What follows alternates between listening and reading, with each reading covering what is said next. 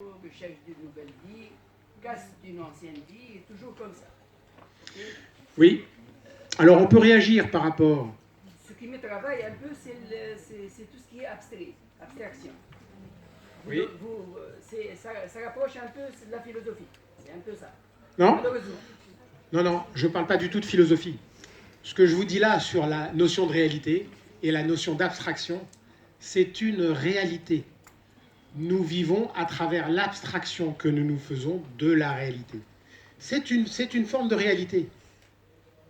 Et cette abstraction, cette représentation fictive que nous faisons de la réalité, c'est notre réalité subjective. C'est une réalité, ce mode de fonctionnement. C'est très important d'avoir conscience de ce mode de fonctionnement, parce que pour bien démarrer tout à l'heure, qu'est-ce que je vous ai dit ? Il faut savoir où on va, et il faut savoir où on est.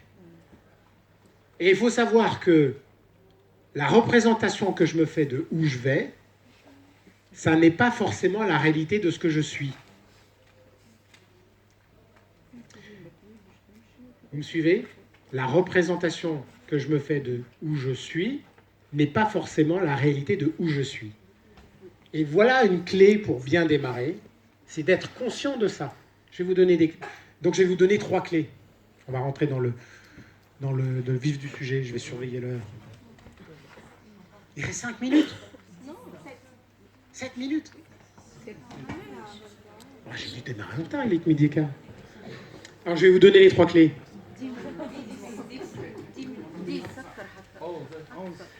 Les 3 clés. La première, puisque conscient de ce que je pense être n'est pas forcément la réalité de ce que je suis, il convient d'avoir une attention juste aux choses. Qu'est-ce qui va me permettre de savoir s'il y a un décalage entre ce que je crois être et ce que je suis ? Eh bien, c'est ce que je vis. C'est ce que je vis et comment je le vis. C'est la confrontation réelle.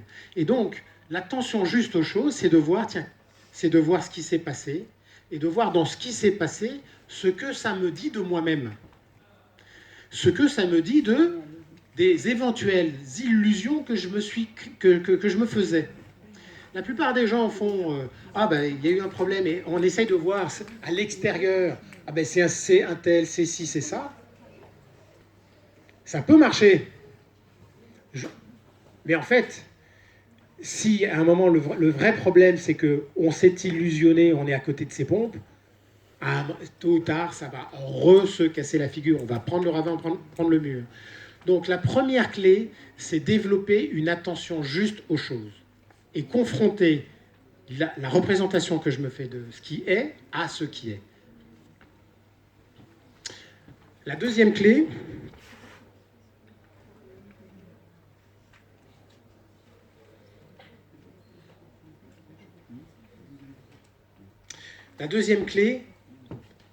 ça c'est vraiment très précieux. Ces clés-là, vous en ferez ce que vous voudrez, vous les mettrez en pratique ou pas. Moi, quand j'étais à votre place, à vos âges, pour certains, certaines, je l'avais déjà entendu ça. Et je trouvais ça pertinent, intelligent. Mais pour X raisons, finalement, je ne mettais pas vraiment en pratique. Aujourd'hui, je mets en pratique. C'est d'une puissance d'ancrage et de réalisation incroyable. Cette deuxième clé, c'est tous les jours, faites votre to-do list. To-do list, ce que j'ai à faire aujourd'hui. Alors, pas vraiment planifier. C'est la planification, par moment, oui, il faut planifier, il faut inscrire dans le temps.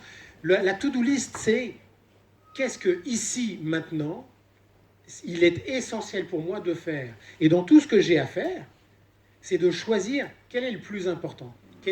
Et encore, ce n'est pas le plus important, c'est qu'est-ce qui est essentiel pour moi, par rapport à ce que je suis, par rapport à ce que je vis, par rapport à ce qui est profondément essentiel pour moi. Donc, cette to-do list, en fait, c'est un extraordinaire outil d'ancrage dans le réel.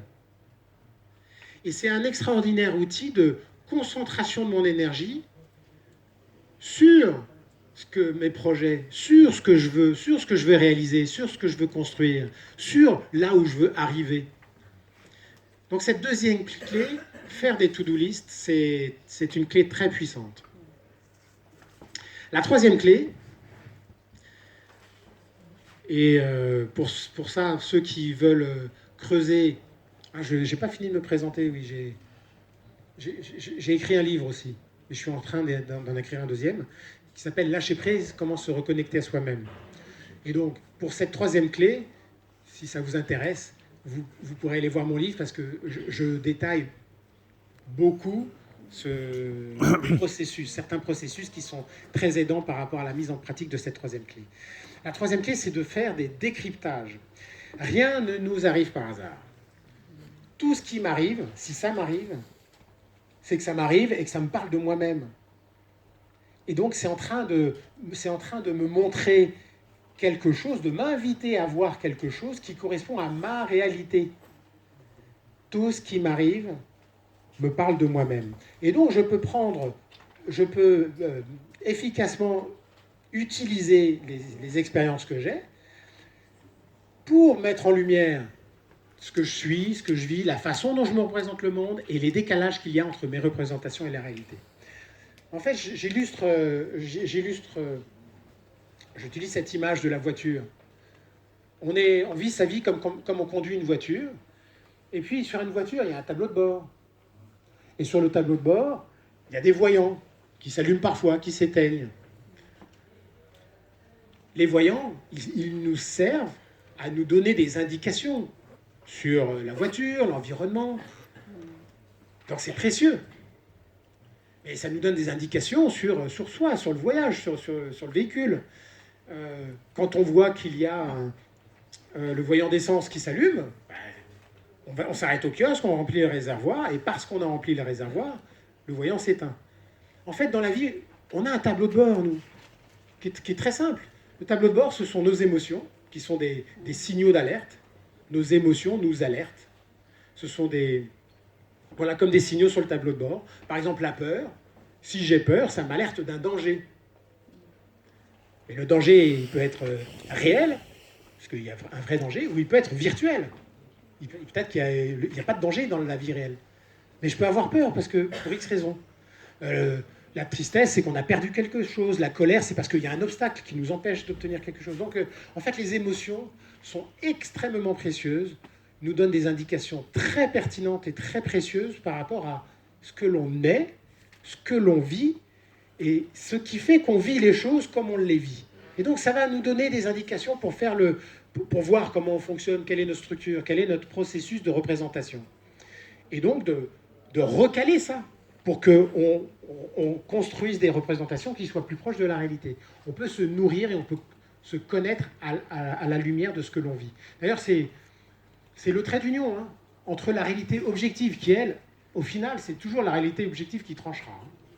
J'ai beau croire que si je saute du haut du building, je vais pouvoir voler et puis atterrir en vol plané à tel endroit, les lois de la physique vont faire que c'est elles qui vont trancher à la fin. Donc, c'est très important de revenir à la réalité. On peut rêver, rêver à fond. D'ailleurs, si vous avez des projets, vous pouvez vous imaginer. Mais pour pouvoir arriver à quelque chose, il faut que vous puissiez, au début, tout comme tout au long du voyage, le faire dans la réalité ici. Et pour que votre rêve se réalise, il peut être complètement fictif. D'ailleurs, c'est le principe du rêve. On s'imagine. Pas de problème, rêvez tant que vous voulez. Vous pouvez même rêver au-delà des lois de la physique, parce qu'aujourd'hui, techniquement, on peut voler. Maintenant, ils mettent des réacteurs. En revanche, depuis le départ jusqu'à l'arrivée, soyez bien les pieds sur terre. Restez bien ancrés dans la réalité. Et donc, cette troisième clé, finalement, c'est ce qui va vous permettre de prendre la nourriture de ce que vous vivez pour réancrer vos représentations dans le réel. Et pour ça, là aussi, si vous faites ça, ça va changer votre vie professionnelle, personnelle. Tenez un journal de bord. Tenez un journal, écrivez. Écrivez à la main quelque chose de réel. Racontez ce que vous vivez, comment vous le vivez. Et grâce au tableau de bord de votre vie, donc il y a les émotions, il y a aussi comment je me sens dans mon corps, il y a aussi ce que je vis, hein, les portes que je prends, les murs ou les ravins, ou les choses super. Hein, bien c'est ça qui va vous permettre de faire le lien avec le réel. Non, le tableau de bord, c'est par rapport à soi. Tableau de bord, c'est par... Alors, le tableau de bord, moi, tout ce qui concerne le projet, il existe des tas de choses qui sont très précieuses hein, pour monter des tableaux de bord, justement, pour voir où est-ce qu'on en est. Là, moi, ce que je parle, c'est le tableau de bord de soi, de pouvoir faire ce recalage, ce réalignement entre la réalité objective et la réalité subjective que je me fais. Et pour conclure...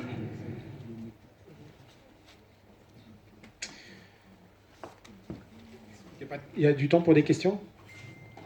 Pas de problème. Est-ce qu'il y a des questions ? Oui ? Quand vous dites réalité subjective, est-ce que pour vous c'est forcément fictif? Oui. Et on dit que tout est relatif. Donc tout ce qui est subjectif par rapport à quelqu'un, c'est pas forcément fictif dans l'ensemble. Alors, on dit que tout est relatif. Oui. En fait, ça, c'est une affirmation qui est négative d'elle-même.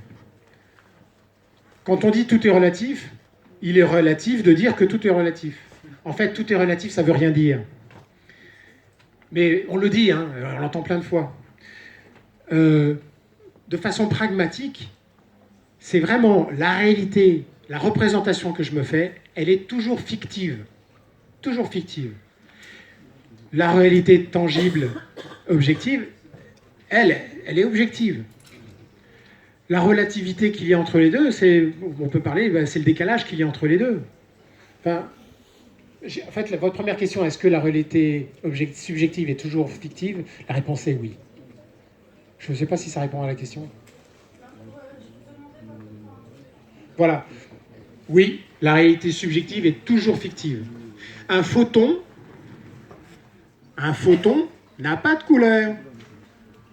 Ça a une couleur à travers les capteurs que nous avons dans la rétine et la façon dont c'est décrypté, dont c'est décodé et l'image qui est représentée dans le cerveau.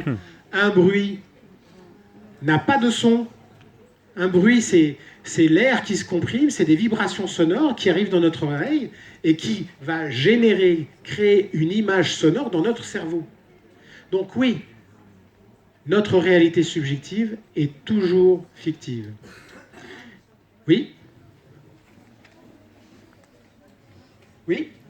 Vous avez dit que la réalité, donc c'est une représentation, donc c'est l'ensemble des valeurs, des connaissances.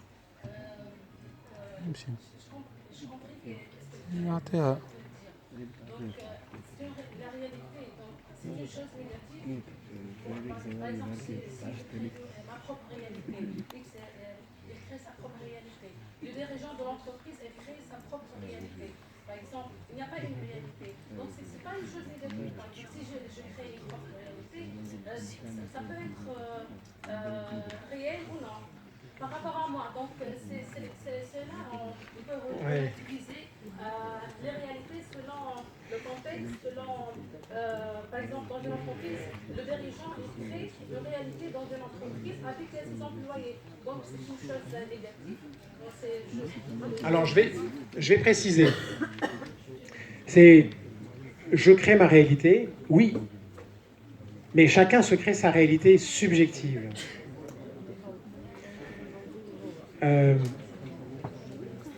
Mais c'est une réalité subjective. Il faut bien comprendre qu'il y a le subjectif, le fictif et le réel. Ça n'est ni bien ni mal. Et la réalité que chacun se crée, le fait de dire c'est positif ou négatif, c'est subjectif. Les choses sont ni bien, ça relève de la réalité subjective et de la façon dont on perçoit les choses ou dont on les évalue, dont on les juge. On crée une réalité, mais sans influencer un groupe. Par exemple, j'ai une réalité, voilà, je raconte ma réalité, mais je ne suis pas obligée d'influencer ou d'imposer mes idées aux autres. Bah Par si. exemple, le dirigeant dans une entreprise, il impose ses idées dans une entreprise. Voilà, voilà l'organisation de l'entreprise, voilà la culture de l'entreprise. Dans une entreprise, les êtres humains ont des réalités. Donc le dirigeant de l'entreprise, entre parenthèses, il impose une réalité. Même les équipes comme tu dis. La réalité qui est imposée par le dirigeant d'entreprise, c'est ce qui est fait de façon objective. Ce qui est fait, les décisions qui sont prises, qui amènent à des comportements, qui amènent à des choses que l'on fait, ça c'est objectif. Et cette réalité objective découle de la réalité subjective du dirigeant. L'heure tourne, les suivants sont là, je vais devoir conclure, excusez-moi. Et en fait, pour conclure, la chose la plus importante dans la vie, c'est de vivre sa vie. C'est de vivre ce qui nous est profondément essentiel, ce qui nous tient à cœur. Et si vous avez un projet, ou quel que soit votre projet, si vous avez une aspiration, lancez-vous. Lancez-vous à fond dans ce projet. Même si c'est fictif, lancez-vous à fond. Ne faites pas les choses à moitié. Et utilisez ces 3 clés. Ne faites pas les choses à moitié, mais ne les faites pas n'importe comment. Parce que votre projet, il est fictif. Et si vous voulez le voir un jour se réaliser dans le monde réel, il va falloir faire en sorte que ça colle à la réalité tout au long du voyage. Et donc, lancez-vous, accrochez-vous à cette idée, et faites-le à fond, mais pas n'importe comment. Et comment ne pas le faire n'importe comment? Utilisez ces 3 clés. Première clé, ayez une attention juste aux choses. Confrontez vos représentations à la réalité à chaque instant. Deuxième chose, c'est quoi la deuxième clé? To-do list. To-do list. Faites votre to-do list tous les jours. Et ne faites que ce qui est essentiel et commencez par ça. Ne faites que ce que vous avez identifié dans la to-do list tous les jours. Sinon, on se perd. Ne vous perdez pas dans Facebook, ne vous perdez pas dans les choses dans les distractions. Sinon, vous subissez votre environnement et vous ne faites plus votre vie par rapport à ce qui est essentiel pour vous. Et la troisième chose, c'est apprenez, nourrissez-vous de ce que vous vivez. Tenez un journal de bord, décryptez, prenez la nourriture de vos expériences, recalez, confrontez vos représentations avec la réalité, réalignez et repositionnez. Avec ces 3 clés, je vous souhaite une brillante carrière à toutes et à tous. Merci.